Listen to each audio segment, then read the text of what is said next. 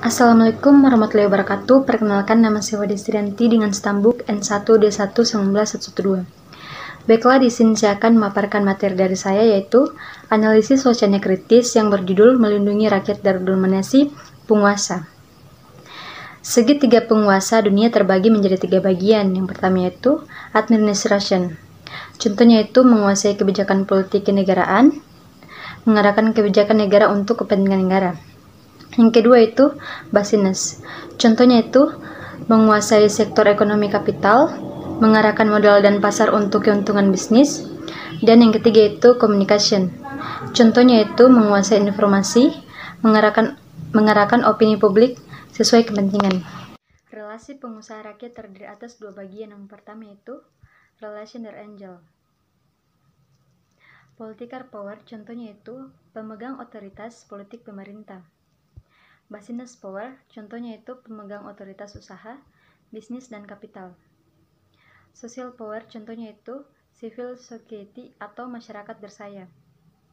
Yang kedua itu potensi dominasi pengusaha pada rakyat, terdiri dari power tends to corrupt, penyalahgunaan kewenang, dan yang terakhir itu mengarahkan opini dan wacana sesuai kepentingan. Wacana media. Teks di dalam media adalah hasil proses wacana media atau media diskurser. Dalam prosesnya, nilai-nilai ideologi dan kepentingan media turut serta. Media tidak netral, sewaktu mengkonstruksi realitas sosial, mengikut sertakan perspektif dan cara pandang mereka dalam menafsirkan realitas sosial. Berita bukanlah representasi dari peristiwa semata-mata, akan tetapi dalamnya memuat juga nilai-nilai lembaga media yang membuatnya.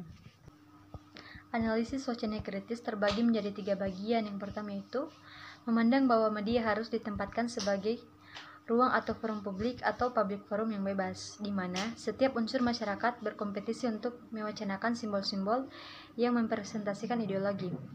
Kelas dominan atau dengan segala kelebihannya dihadapkan oleh kelas sosial yang bekerja keras untuk mengimbanginya.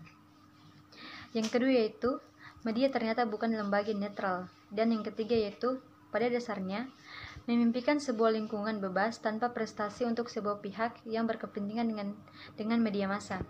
Pemaknaan realitas oleh media terbagi menjadi 3 bagian. Yang pertama itu peristiwa. Contohnya itu 1. Sesuatu yang sebenarnya terjadi. 2. Menjadi realitas objektif sosial. Yang kedua yaitu berita media. Contohnya itu 1. Hasil pemaknaan media atas peristiwa. 2. Melalui proses produksi teks atau berita atau newsroom.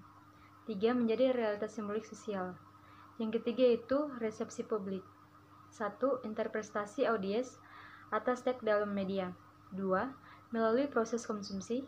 3. Opini muncul di audiens atau opini publik.